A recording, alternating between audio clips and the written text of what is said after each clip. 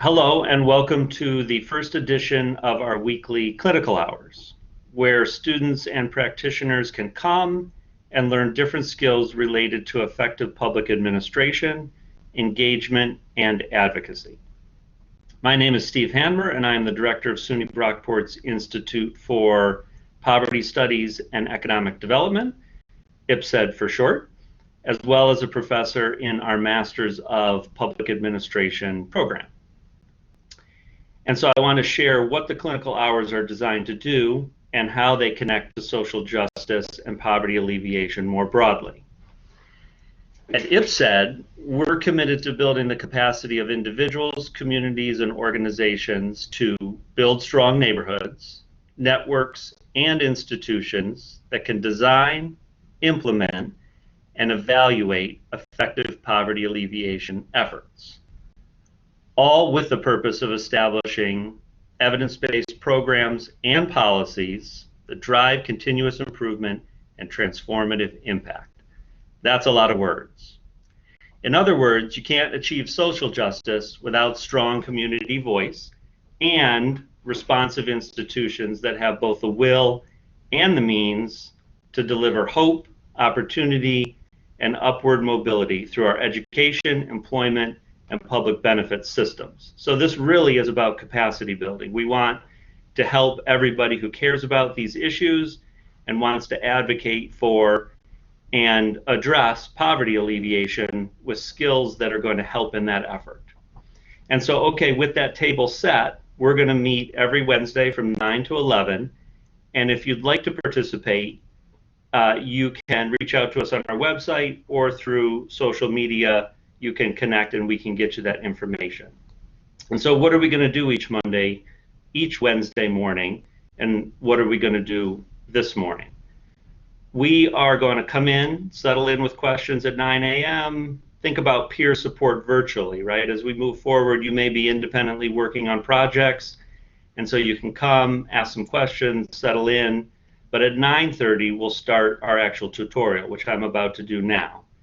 And then we'll have an hour where you can stay and practice while it's fresh what you just learned. And so we'll help you get set up with technology, we'll help you with your skills, and we'll help you kind of be able to go off and then work on your own. So today's tutorial is going to focus on how to find data that supports a goal or a problem statement that you would like to address.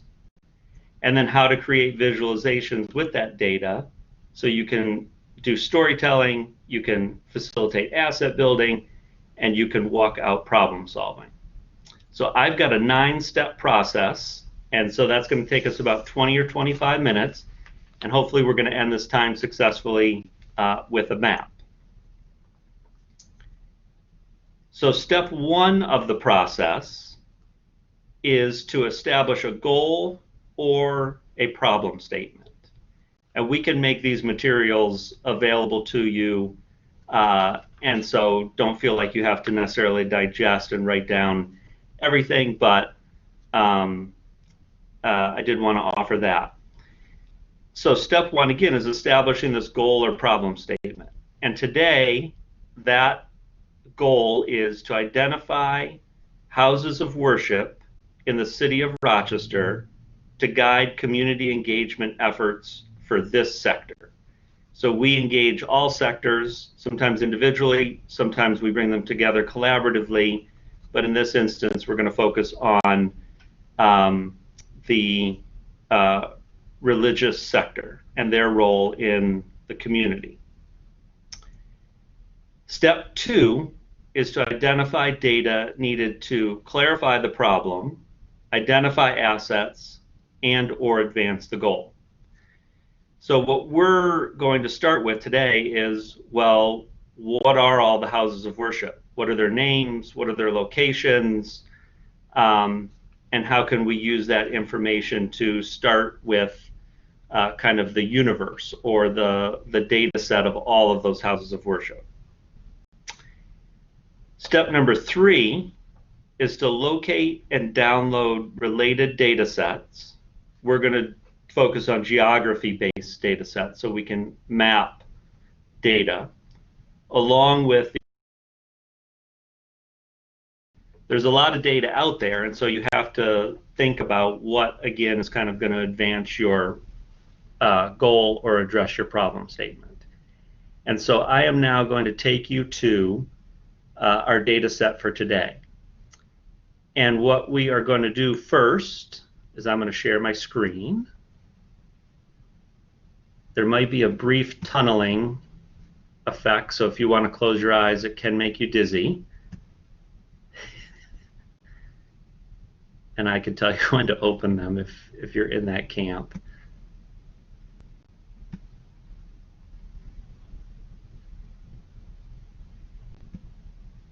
Okay. Data Rock website.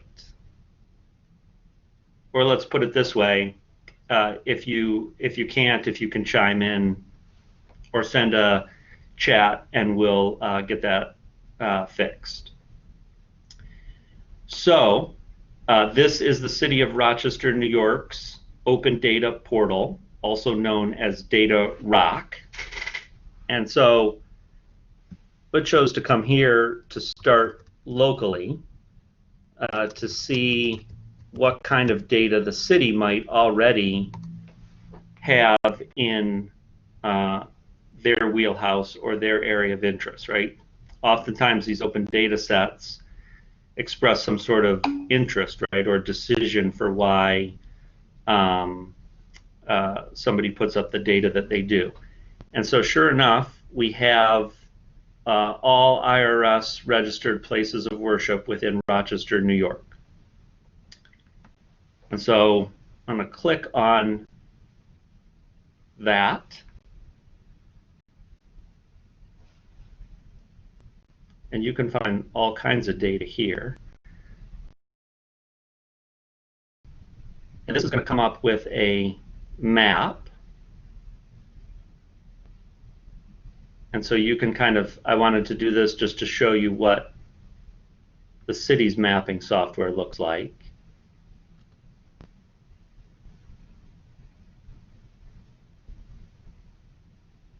And then I'm going to take you back because we're going to do our own mapping today.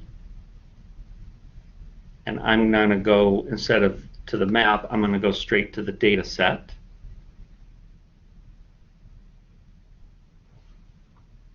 So you'll see this looks a little bit different. Lots of dots. And I'm going to come here and I'm going to access the underlying data.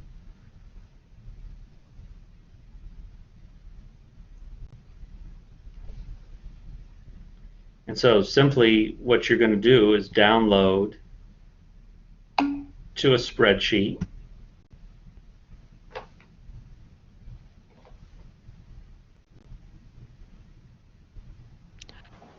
Stop screen sharing.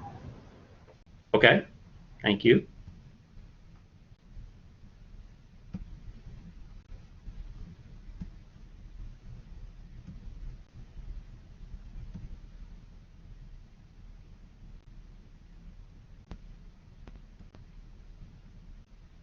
And so do we have the screen back, Alex? Yes. Great.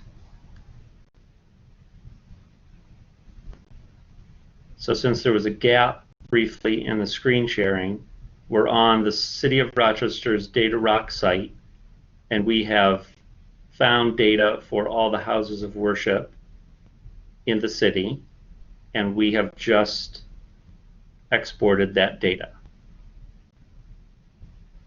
And so because we're doing geography, you always want to go and find latitude and longitude. And this brings us to step 4, where you have to learn a lot by trial and error about how to clean your data, right? So it's one thing to get this data set, and you can kind of see a lot of information here, right? So what am I looking at?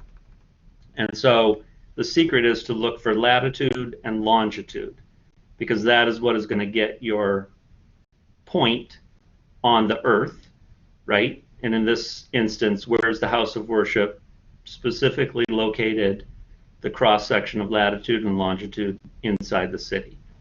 And so that can be found, if you're familiar with latitude and longitude, right here in these X and Y columns. What we're going to do is take this data and we're going to load it into a software product called Tableau. And so the system that we're loading it into, Tableau, is going to look for latitude and longitude. So one of the secrets that we found with this set in trying to load it right away is that it couldn't find the latitude and longitude. So step number one is going to be to change these two column headers before we upload the data. And so I've already done that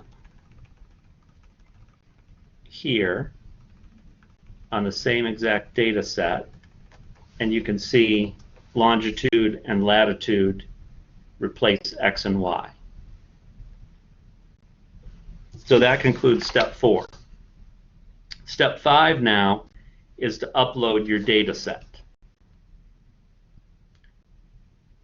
And so again, in the practice hours when we're done, we can help you get a Tableau account set up so you can play around.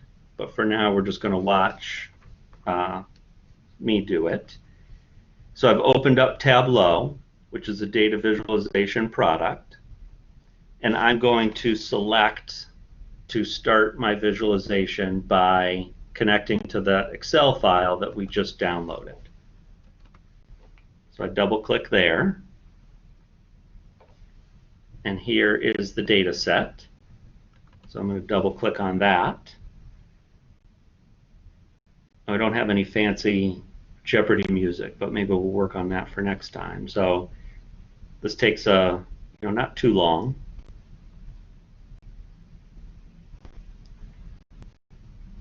So now you should see, much like the open data set and the Excel file we were looking at, the same data displayed here now in Tableau. And so that's step 5. Now we're in Tableau. And step 6 is going to be to link your data and to establish that all-important geography. And so since we only have one data set, we don't have to join a bunch of different data together. So we have an easier task this morning.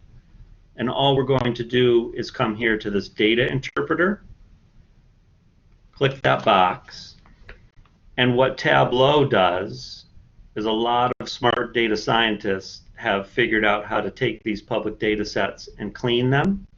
And so by clicking that box, they do a lot of the work that's way above probably where we're ever going to get in our careers. And so that's what I like about this product. So now Tableau has cleaned the data, and so step 7 is where we now take over and start to build our expertise. And so what we are going to do in step 7 today is to create a visualization and display data onto a map. So we have started out on the data tab, but to get our work started, we need to go to the sheet tab right here. You can see they kind of prompt you to go to the worksheet to get started. So I'm going to click there. And what you'll see on the left side is each of the column headings from your spreadsheet appears here as either a dimension or a measure.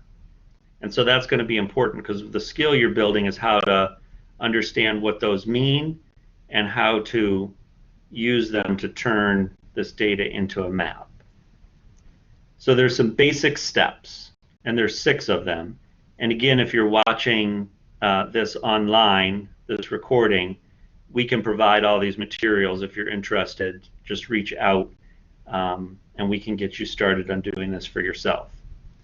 So the first thing we're going to do is select our mark, which is this all-important box right here. And our mark, is going to be the data that we want displayed on our map. And that is going to be the name of the house of worship. And so under the Dimensions tab, I'm going to find name, and I'm going to drag it onto the color box, because what I'm going to do is use a different color for every house of worship. So here it is. Here are all the names down the right side, and their representative color here. But this isn't what we're looking for, right? We have geography in our data set, and so we need to tap into that to make our map. And so what we're going to do then, and this is step 2, is simply go down here to our measures and find latitude and longitude. Now, we're not going to use this latitude and longitude with generated in parens. When we did that data interpreting, Tableau cleaned up our latitude and longitude so that they and their system could read it. And so we're going to use the clean latitude and longitude, which is right here. And so longitude is going to go into the column field, the very top.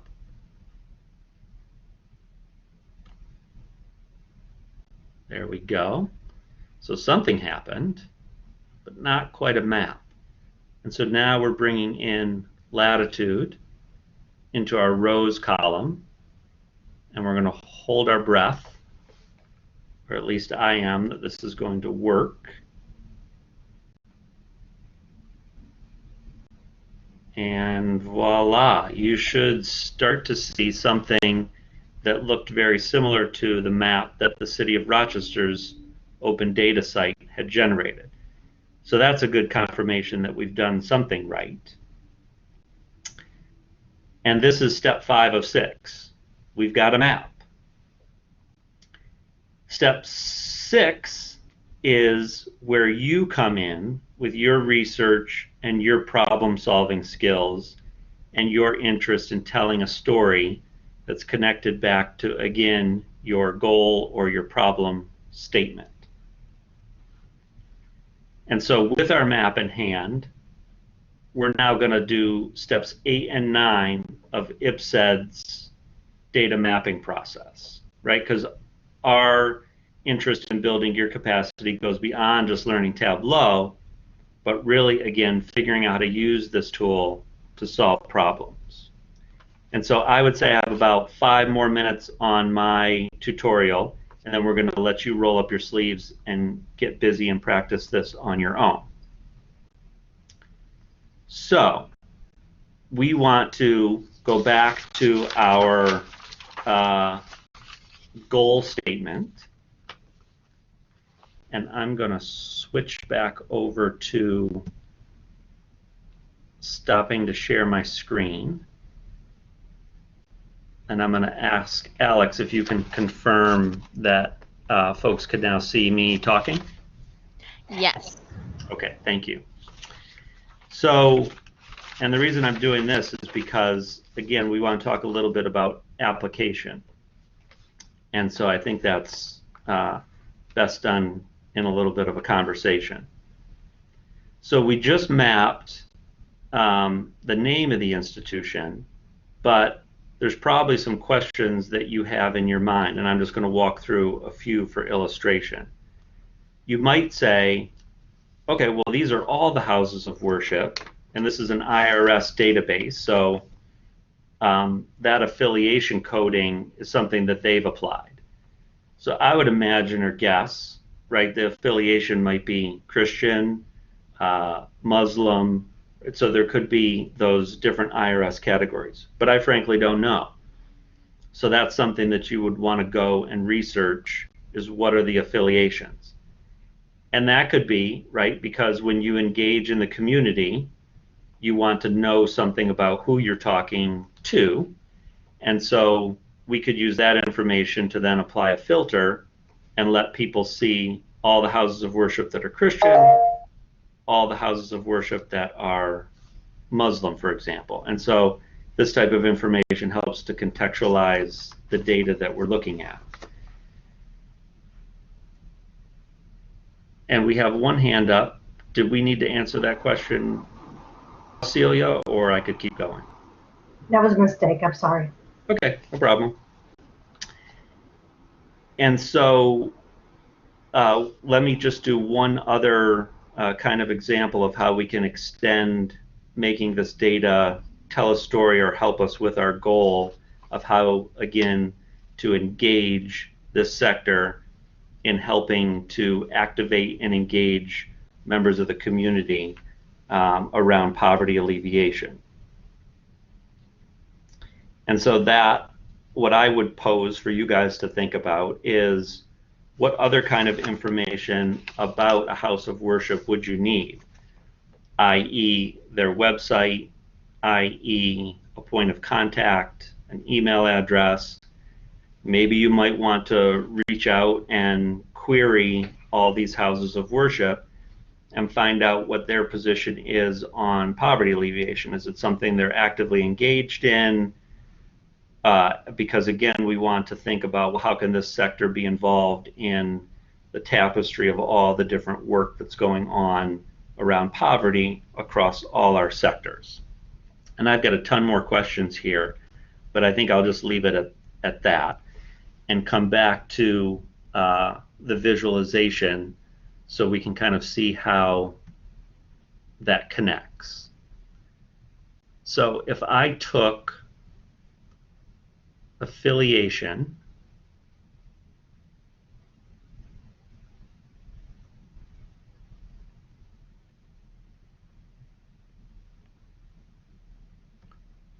and I said, let's make that a filter.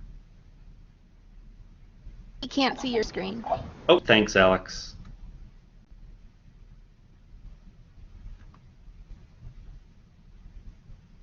And I will note, eventually, when we're able to be back in person, we hope to be able to offer an option of doing this both remotely and in person. And so bear with me on the technology of moving back and forth. Okay, so what I'm doing is showing you how we might work with affiliation as a filter.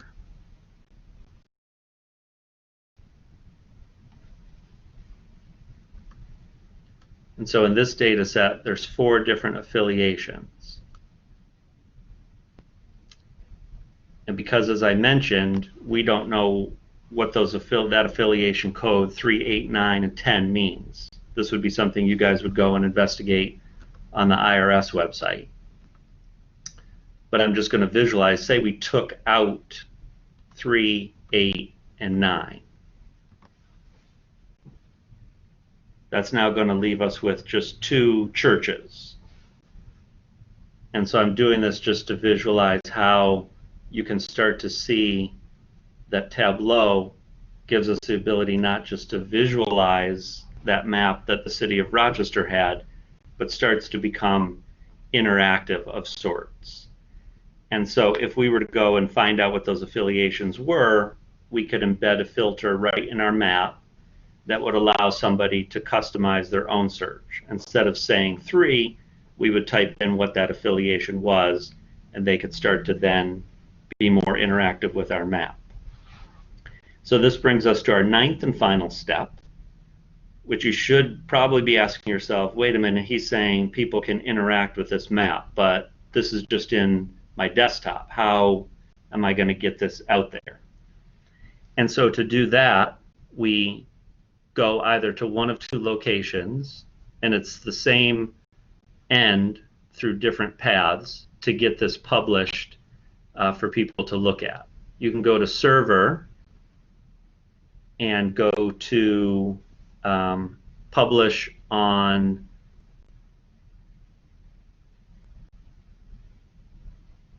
Tableau public. And so I'll just go ahead and do that. The other one is up here on this share link, which you probably recognize from a lot of the social media sites. But I'm going to do this one. They go to the same place.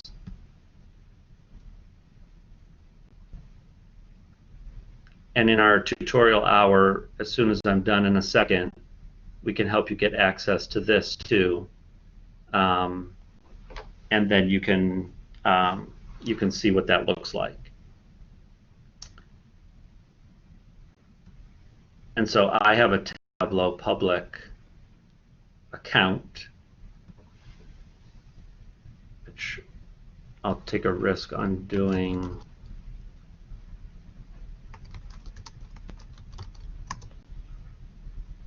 On the recording. See if we can get some luck here.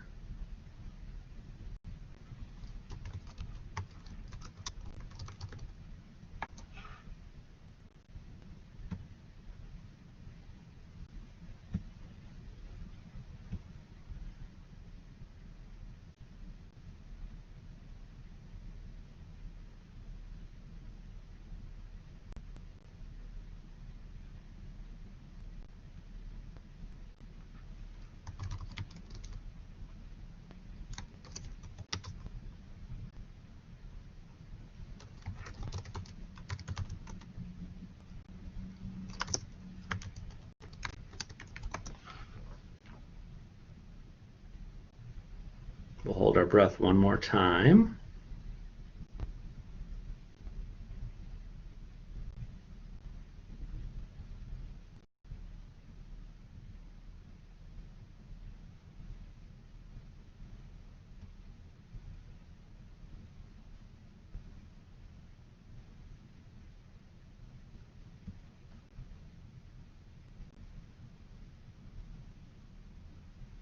All right.